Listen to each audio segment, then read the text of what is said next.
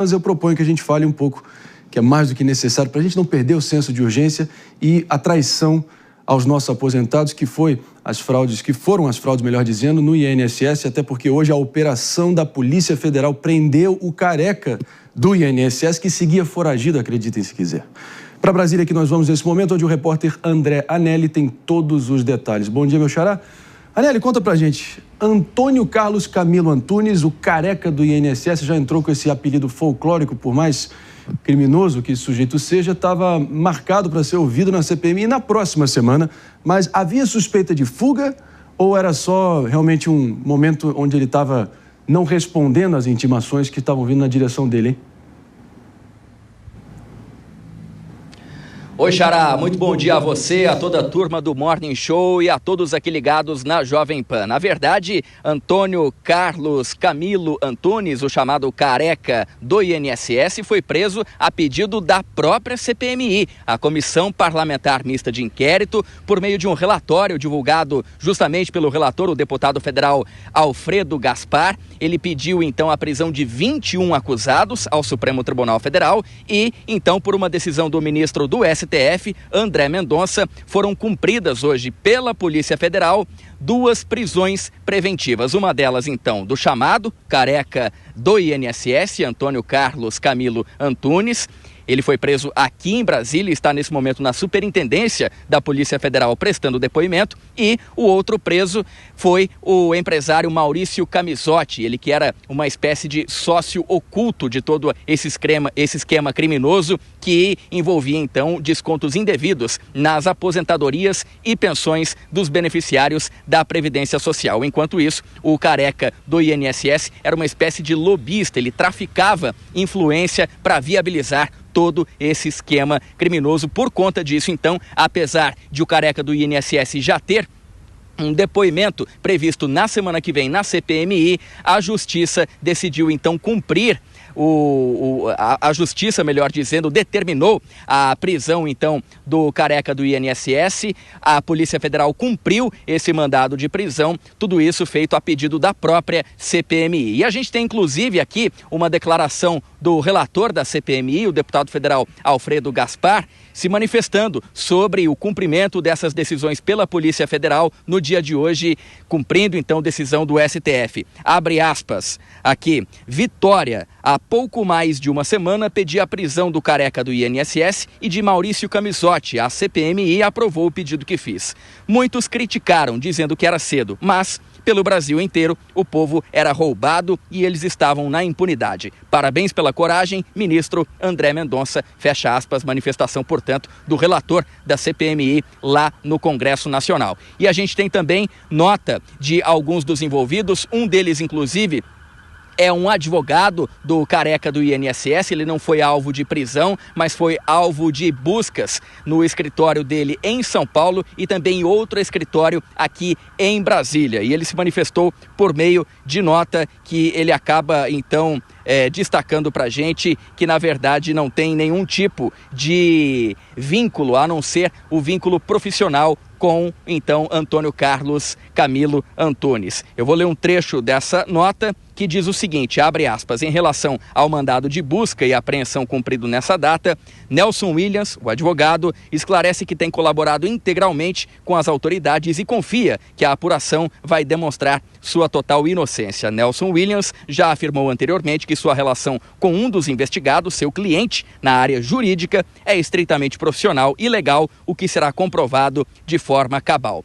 E por último, a gente tem uma nota aqui de Maurício Camisotti, empresário, ele que foi então preso aí na cidade de São Paulo, e diz o seguinte, abre aspas, a defesa do empresário Maurício Camisotti afirma que não há qualquer motivo que justifique sua prisão no âmbito da operação relacionada à investigação de fraudes no INSS. Os advogados chamam a atenção para a arbitrariedade cometida durante a ação policial. Camisotti teve seu celular retirado das mãos no exato momento em que falava com seu advogado. Tal conduta afronta garantias constitucionais básicas e equivale a constranger um investigado a falar ou produzir prova contra si mesmo. Essas as manifestações, então, dos envolvidos nessa investigação. A gente não recebeu qualquer retorno ainda do chamado careca do INSS. Só contextualizando, antes de devolver para você, né, Xará, aí no estúdio, que essas fraudes na Previdência Brasileira tiveram início pelo menos no ano de 2019. Ao todo, geraram um prejuízo na ordem de 6 bilhões e 300 milhões de reais. As investigações apontam que só entre 2023 e 2024, o careca do INSS movimentou pelo menos 9 milhões e 300 mil reais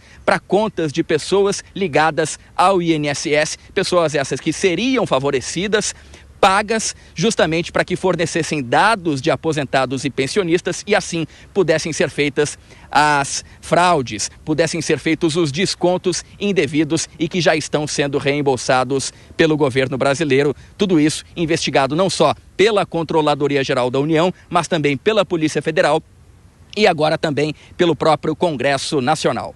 André. Meus amigos, agora pior do que preso, né, meu xará? Agora o tal careca do INSS, além de preso, ele ficou colado nele um apelido que ele declarou que já odeia. E como diz aí o manual já da 5ª série, quanto mais pilha você pega, mais o apelido pega. Então, bem feito, mais do que merecido.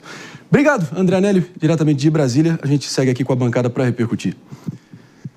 Dias Peixoto, certa feita, o presidente Juscelino Kubitschek lançou uma frase absolutamente genial quando seus críticos perguntaram para ele sobre as incoerências de alguns posicionamentos. Ele disse assim: olha, eu mudo de opinião sim, mudo de opinião sobre muita coisa. Se eu não mudasse, eu seria ou burro ou compromissado com o erro, ou não tenho compromisso com o erro. Então, eu me sinto aqui muito feliz de ter estado enganado ou cético aqui, desdenhando do potencial da CPMI, porque claramente foram as revelações vindas da CPI, o trabalho com afinco realizado até o momento, que levou ao encontro do careca do INSS e à prisão dele nesse momento, que eu siga me enganando. Esse, sinceramente, é o meu espírito. E o teu? Não, eu não sou cética, nunca fui. Eu acho que ela tem um papel muito importante, principalmente para a população. Acho que, obviamente, um processo na justiça comunica de maneira inferior, ou assim até deveria, em relação aos processos políticos, porque o contato é direto. Mas esta revelação, esta prisão que está acontecendo é muito importante. Eu vou te falar porque é muito importante. Porque o aposentão aí, esse escândalo do INSS, é possivelmente um dos, se não o maior, esquema de corrupção em um país recheado de esquemas de corrupção.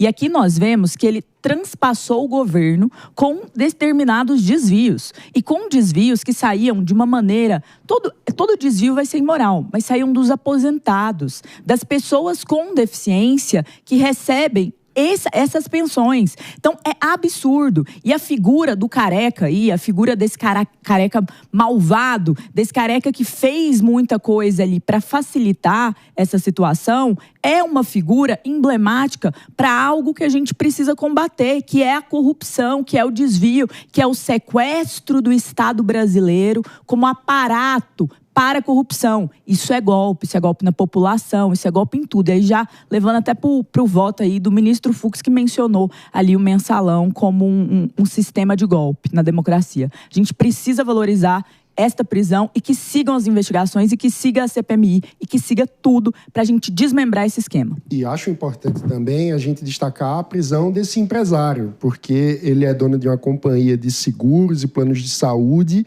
que teria contratos com essas associações e que desde 2021, segundo a investigação da Polícia Federal, faturou mais de R$1 bilhão com B de bananeira, a partir dessas associações e sindicatos. E aí, retomando o que eu venho dizendo desde que esse escândalo explodiu, desde que a CPI foi instalada. A gente precisa seguir o caminho do dinheiro, porque esse dinheiro não ficou parado nas associações e nos sindicatos. E pelo tamanho do esquema, é muito provável que ele envolva interesses de gente muito rica e muito poderosa. E apenas fazendo a recomposição do caminho do dinheiro, entendendo quais foram os fornecedores que foram utilizados por esses sindicatos e associações para dar escoamento a essa verba desviada, que a gente vai conseguir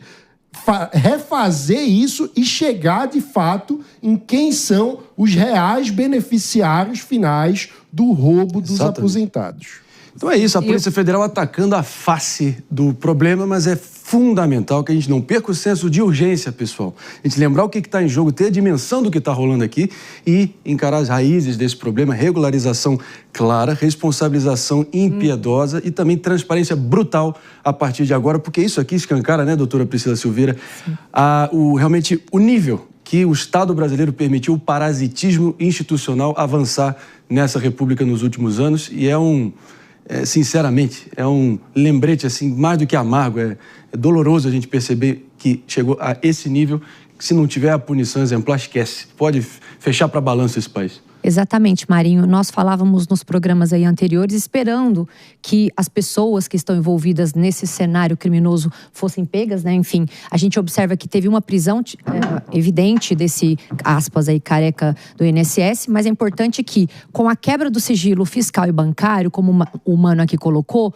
a gente vai ter outras surpresas e outras pessoas sendo inseridas, e a gente assim espera, né? Porque quando a gente fala de dinheiro, é no calcanhar de Aquiles dessas organizações que devam ser mesmo seguidas aí as investigações. Certamente terão outras pessoas que tenham ali relevância no desdobramento, né, desse crime, e a gente espera que dentro dos ditames legais se apure realmente e que se chegue não só ao careca, aspas aí, do INSS, mas sim todos os outros que colaboraram para esse problema grandioso que é mexer, e a gente tem falado em sendo incisivo nisso, mexer no dinheiro. Eu acho que não tem que mexer no dinheiro de ninguém, mas em especial de pessoas tão vulneráveis que esperam por esse dinheiro para poder comer. Então, a gente tem que dar palmas para a Polícia Federal e também, como vocês já bem disseram, a CPMI, que foi através também da quebra de sigilo bancário e fiscal advindo deles que se chegou nesses mandados aí que você acabou de citar. Lembrando, pessoal, a luz do sol é o melhor desinfetante, porque quem não deve, não teme.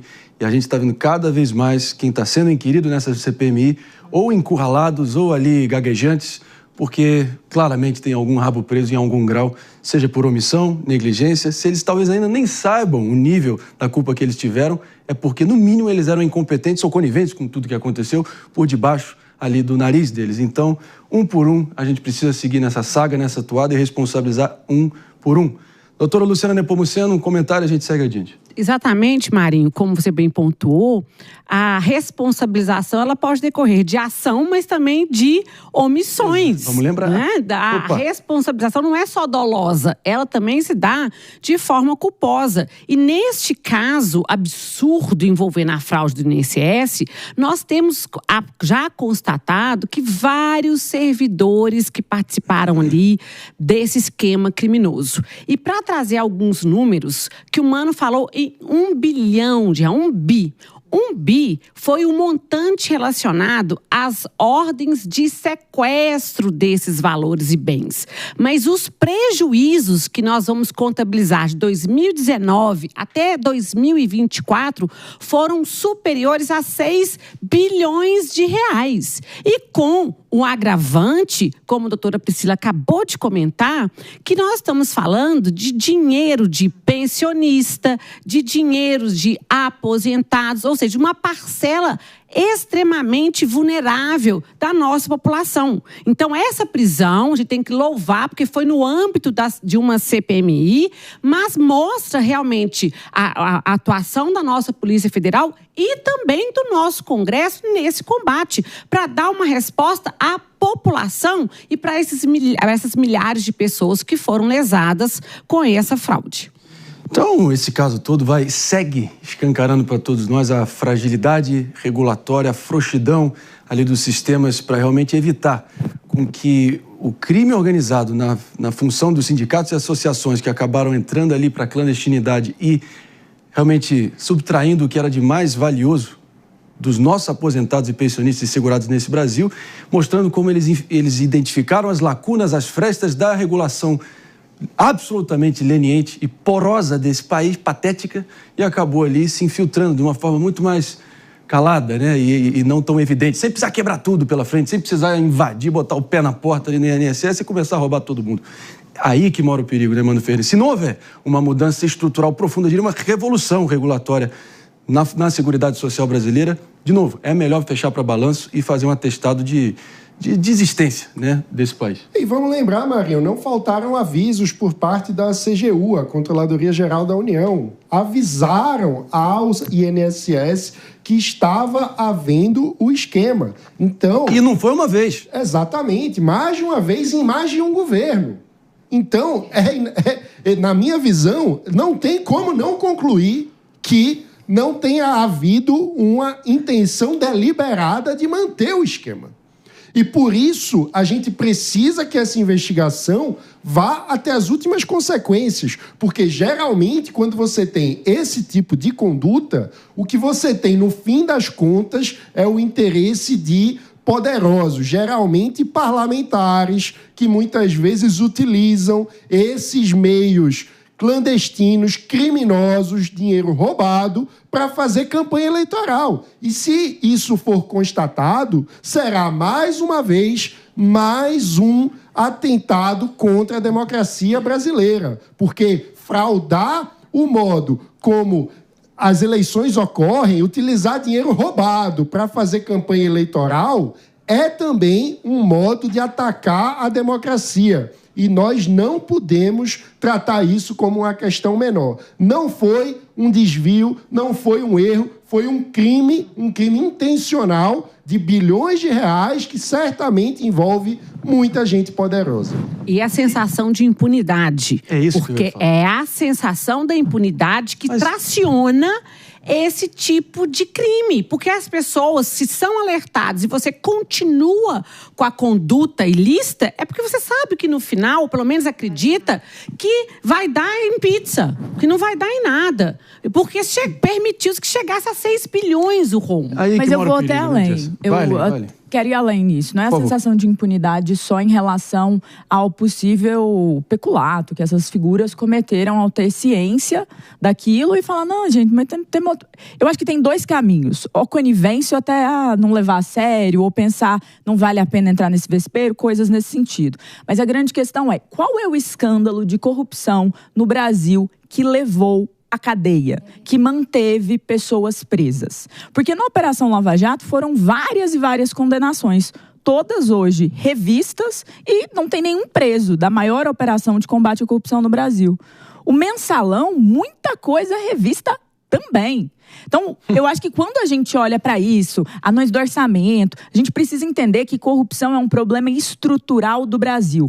Passa governo, entra governo, tem esse problema. E que, no final das contas, a impunidade tem vencido. Tapa na cara. A impunidade venceu muito. E sempre uso essa figura porque eu acho que ela é mais emblemática. Sérgio Cabral, réu confesso.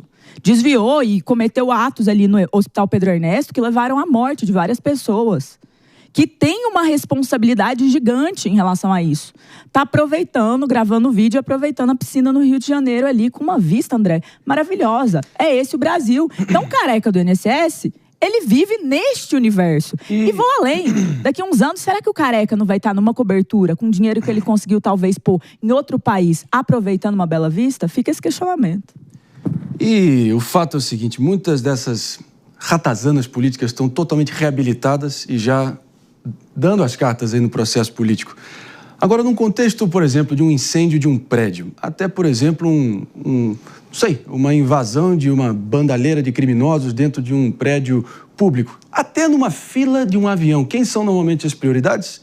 São crianças, mulheres gestantes ou com crianças pequenas e os nossos idosos. Se realmente o que a gente está repercutindo aqui com vocês, não gerar o mínimo do senso de urgência para tentar entender que as entidades, sindicatos e associações traíram por completo o mandato que eles tinham de proteger os interesses dos nossos idosos mais indefesos no momento depois de darem duro a vida inteira para poderem ter o mínimo de sustento e proteção e tem que lidar com essa esculhambação completa, com essa traição por completo, eu acho que se isso não gerar a indignação e a revolta que deveria estar em todos nós, no mínimo, né? Não é ficar na indignação vazia, não, pessoal. É seguir cobrando, é seguir acompanhando, é seguir fiscalizando o que está prestes a ser revelado nessa CPMI para ter realmente a responsabilização necessária e a gente virar essa página da forma certa, uma vezinha na história dessa república. Será que é pedir muito? Eu imagino que não.